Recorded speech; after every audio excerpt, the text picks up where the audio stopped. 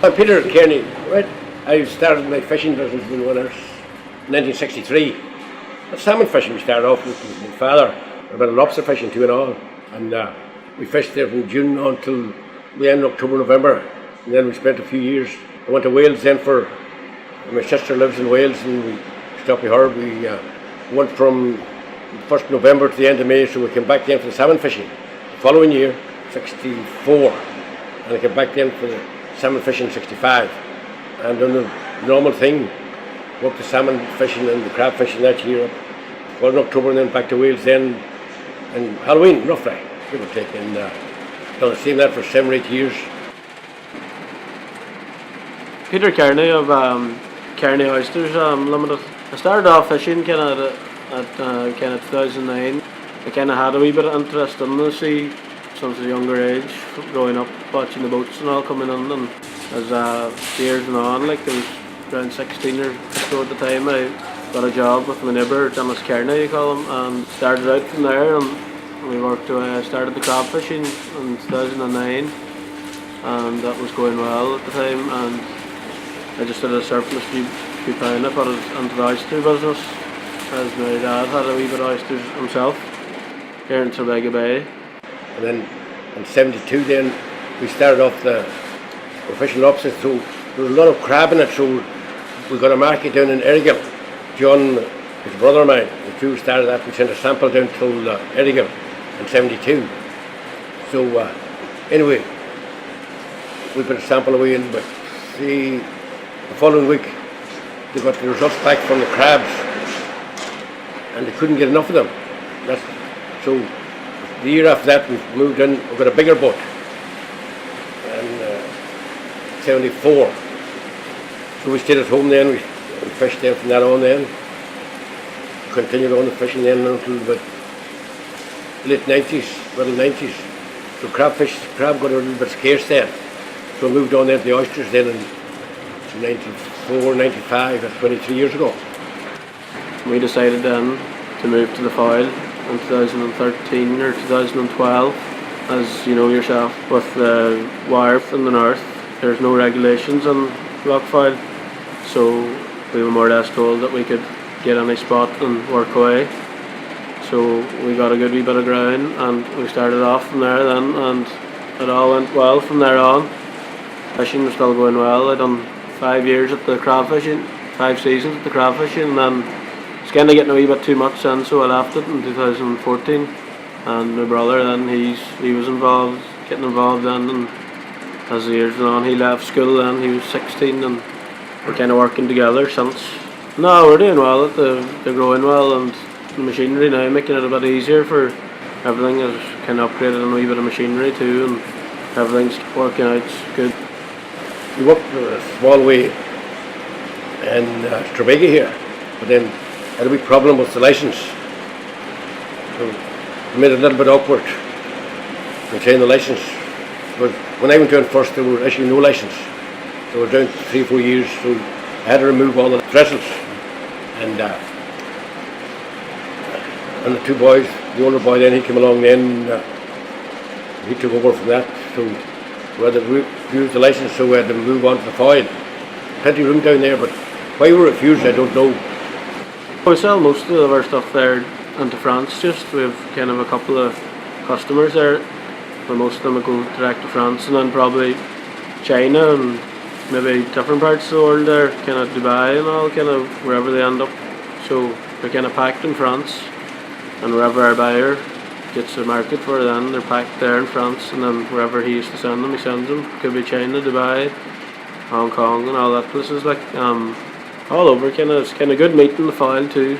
Kind of a top grade special oyster, but that kind of helps us too, because you kind of get top prices for them. You can invest a bit more with getting a better price and good quality stuff. 2 boys took over now, so I'm retired out of it now. So it's a pretty long story, but you have a lot of history in that. You know what I mean?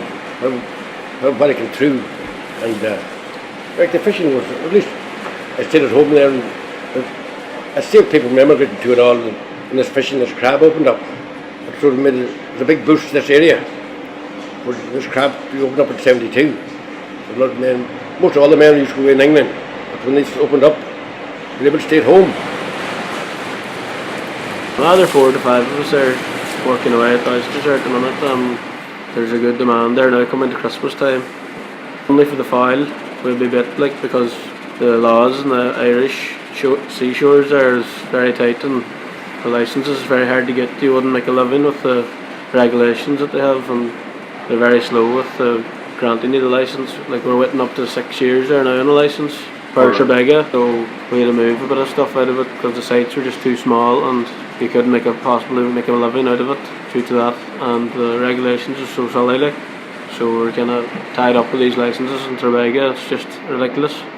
It's so silly. Like they should be showing more young people like into the trade, but where they're not, like should be more kind of classes to show in school, maybe like describing what way you can make a living out of your shoreline. But it just doesn't seem to be. They don't want you there. Like it's kind of an eyesore. But at the end of the day, sure, the land that you're on is no good for anything else. Like it's not beaches, it's just old rough shores. Like so, we may take something out of it for the Irish state. It's a very important thing to the community. I mean, immigration was nothing thing for it. You're going away, you didn't want to, but there's an opportunity there. Good opportunity there. There's a good lot of people up the foil there. Maybe up to about 100 people, 150 people employed along the banks of the foil. You've 150 families maybe making a living out of it, and then that's not counting in all your lorry men. Like that's all divided up over the small area. That money's been spent in the local wee towns, the weekends, shops. You just wouldn't want to see anything happening now with this Brexit. You want to come to some kind of conclusion with it. Like fishing's a kind of a seasonal job too. There are too much regulations coming into that too. You kind of only have a couple of species to go for there. Like so, you're sitting about a lot like a fishing due to weather and regulations and quotas and all this here, and you're probably not allowed to do a lot of stuff that you should be allowed to do, like salmon fishing and all. It's another good thing to have along with your crab fishing. But I would probably be fishing off and on, but I'd probably end up going away, probably like if you couldn't make a living at it. I wouldn't be here only for it. I'd probably be away somewhere, Australia likely, or there are lots of big oyster farms out there because I had a lot of interest in oyster farming from a young age. I always wanted to be at it, so here we are. They're granting a lot of licences to Frenchmen in Ireland, but that's good, but it's not good because of the Irish are sitting there looking for small scale oyster farmers, are sitting there looking for maybe a hectare or two and they're not getting them, where these Frenchmen can come in and just take 10 or 15 hectares and get it granted right away. It's just not fair, knowing the small scale Irish oyster farmers. There's opportunities there, but even the salmon fishing, the ban the salmon fishing then, how many thousand people was making a livelihood out of salmon fishing around the coast of Ireland. You start off in Cork, and work your way all around the west coast, around Mayo, the long sliding around the whole way. They done a kind of feasibility study on it, a kind of study on it. The number of houses that were built from salmon fishing. Most all them men came back from England, they had to go back to England. When the salmon fishing opened up, and then the crab fishing most important, was a big bonus to travel. They were able to all stay at home, and it kept people at home, instead of running to American. But at the way it is there now, there's still immigration's kind of taken up for the last number of years. The opportunity's here, but as the people that's organising these things, the training license things like that, the people that's running this, they've their own way of doing things. They can't figure it out.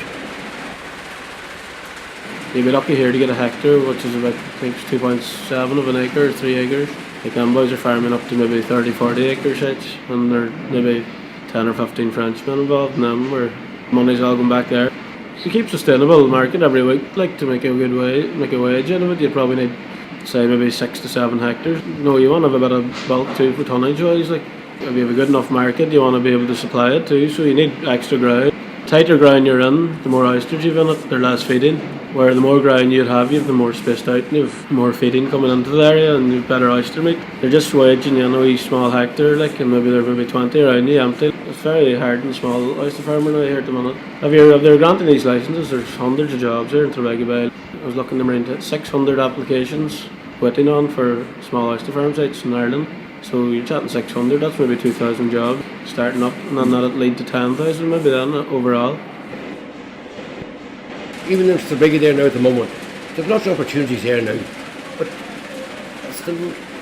as the people that's running it, they can't see the light.